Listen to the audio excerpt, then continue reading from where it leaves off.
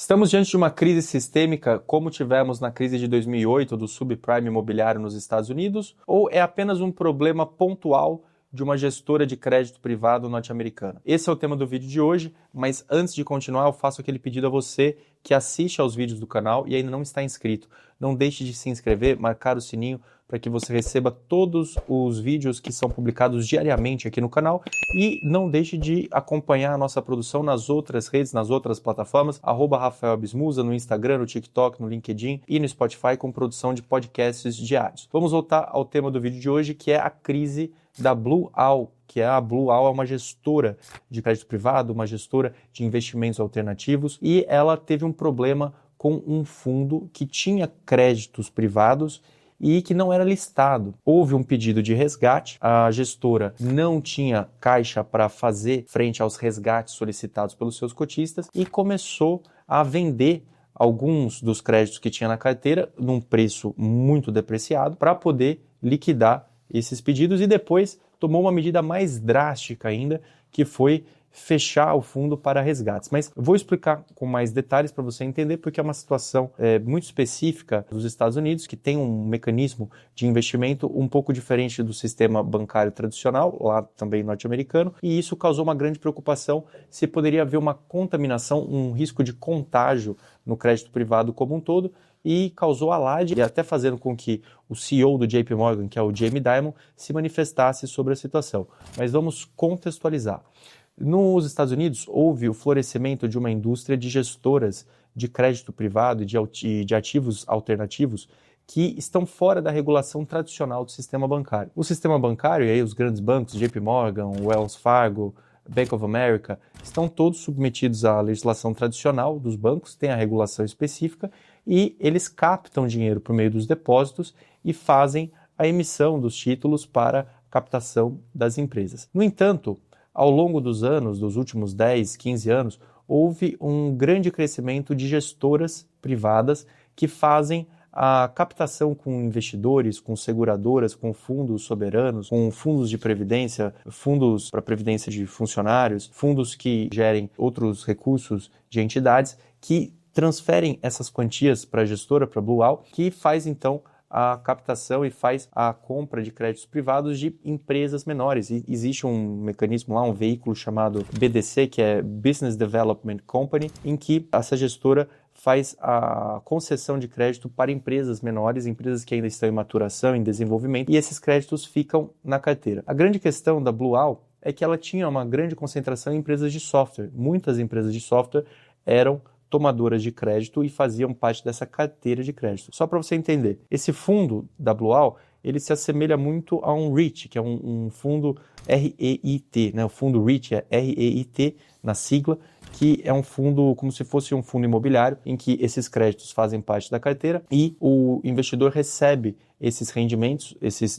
essa maturação desses títulos, ele vai recebendo e ele pode fazer resgates. Ele pode ter resgates periódicos estabelecidos no regulamento do fundo ou ele pode simplesmente liberar o pedido, a solicitação de resgate. E o que aconteceu? Com essa incerteza da inteligência artificial, se ela vai causar uma disrupção no modelo de negócio das empresas de software, houve uma total reprecificação desses créditos na carteira e houve um pedido grande de saques, de resgates desses fundos. A Blue Owl não tinha liquidez para honrar com esses resgates e, diante de toda essa reprecificação, teve que se desfazer de ativos com uma depreciação muito grande, o que causou todo esse alvoroço no mercado com impacto em todas as gestoras de private equity. Então, Blackstone, KKR, Apollo caíram muito nos últimos dias, nos últimos pregões, em decorrência do impacto que a notícia teve sobre toda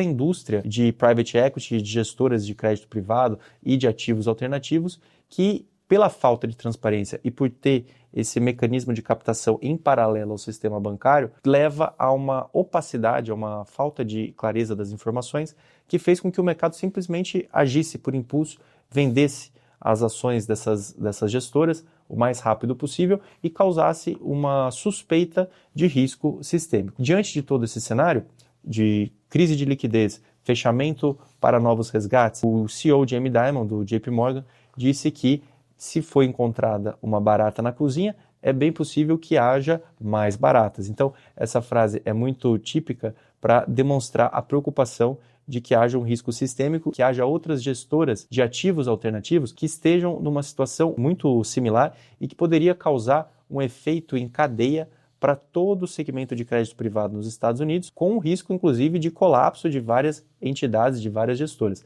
A Blue Owl, inclusive, teve que se desfazer de algumas carteiras e vender isso a outras gestoras, na chamada Bacia das Almas, vendendo a um preço muito abaixo do que havia sido negociado, justamente porque teve uma crise de liquidez e esses ativos estavam muito mal precificados. Esse é outro problema. Quando você tem uma marcação ao mercado de bonds que são listados, neste caso do fundo da Blue Owl, esse fundo não era listado e os ativos ali tinham uma apuração do seu valor um tanto quanto suspeito. Quando caiu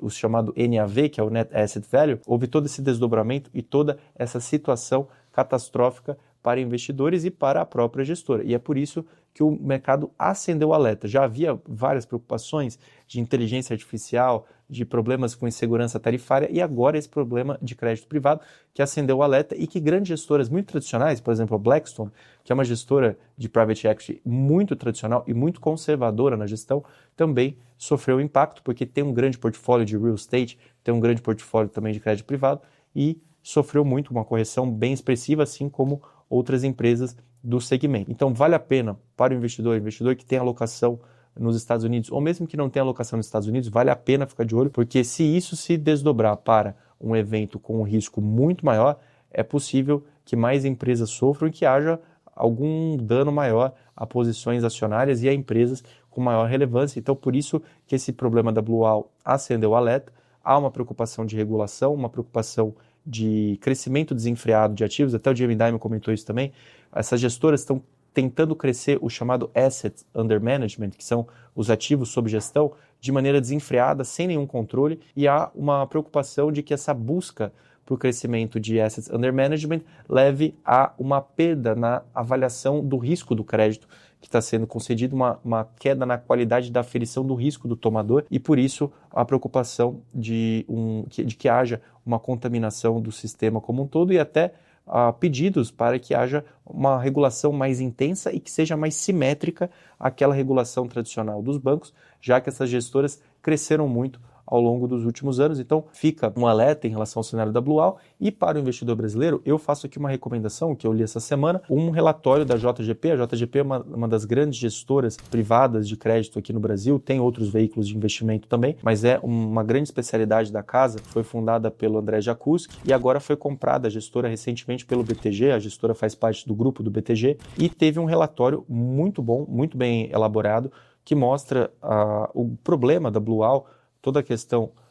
que a Blue Owl enfrentou agora em relação a esses resgates, os problemas de marcação a mercado, os problemas de falta de transparência. E, ao final, a JGP mostra que o Brasil está longe de ter um problema como esse, porque o Brasil, primeira coisa, não tem uma concentração tão grande de emissão de títulos para empresas de software, não tem esse tipo de situação. Tem uma emissão corporativa de debêntures bem abaixo da comparação com os Estados Unidos em relação também a riscos de concentração e tudo leva a crer que o Brasil está bem longe de passar por um problema similar, mas apesar de não termos enfrentado uma dificuldade parecida, fica o alerta para o investidor e vale a pena estudar um pouco mais esse caso do Blue Owl, porque todas essas ofertas de rendimentos sem muita transparência por parte da gestora, sem que haja uma aferição para um administrador independente, são todos conflitos de interesse que podem acontecer com o investidor brasileiro futuramente ou em algum outro cenário que seja relativamente parecido, e as lições que nós podemos tirar do caso da Blue Owl